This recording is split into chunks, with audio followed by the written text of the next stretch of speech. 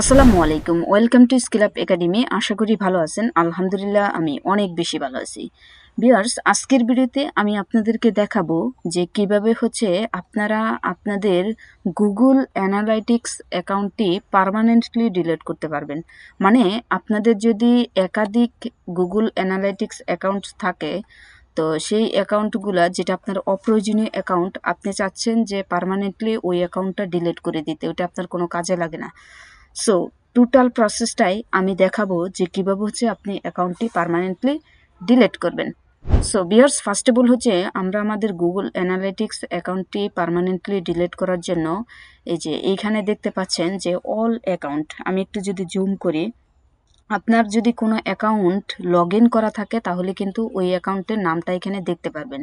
So আমার এই পর্যন্ত আপাতত এখন কোনো অ্যাকাউন্ট লগ ইন করা নেই। আমি যদি অল অ্যাকাউন্টে ক্লিক করি তাহলে আমার যতগুলো গুগল অ্যানালাইটিক্স অ্যাকাউন্ট আছে সেগুলো কিন্তু এইখানে আমরা দেখতে পাবো। তাহলে এখন দেখেন, আমি চাচ্ছি যে এই যে এটা লিমা আক্তার এবি 26, এটা আমি চাচ্ছি যে ডিলিট করার জন্য। তাহলে আমি এটা ওপেনে ক্লিক করে এটা আমি ওপেন করে নিব।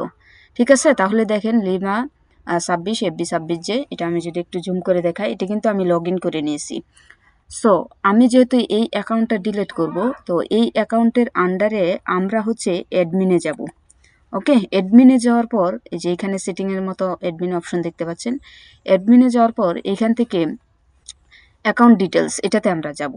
ঠিক আছে, অ্যাকাউন্ট ডিটেলসে যদি আমরা ক্লিক করি তাহলে অ্যাকাউন্টের ডিটেলস আপনি এখান থেকে দেখতে পারবেন। অ্যাকাউন্ট আইডি, অ্যাকাউন্ট নেম, এটা ঠিক আছে কিনা একদম পারফেক্টভাবে কনফার্ম হয়ে নেবেন। না হলে আপনি অনেক প্রবলেম ফেস করতে পারেন বা প্রবলেমে পড়তে পারেন। সো আমরা ডেফিনেটলি এই নামটা দেখে নেব, আমরা যে অ্যাকাউন্টটা ডিলিট করতে চাচ্ছি ওই অ্যাকাউন্টটাই এটা কিনা। সো আমার এটা ঠিক আছে, লিমা আক্তার FB 26। তো যেহেতু আমি এই অ্যাকাউন্টটা ডিলিট করতে চাচ্ছি, এখন আমি যেটা করব, এখান থেকে আপনি আদার্স বিষয়গুলো দেখতে পারেন, ওটা প্রয়োজন নাই।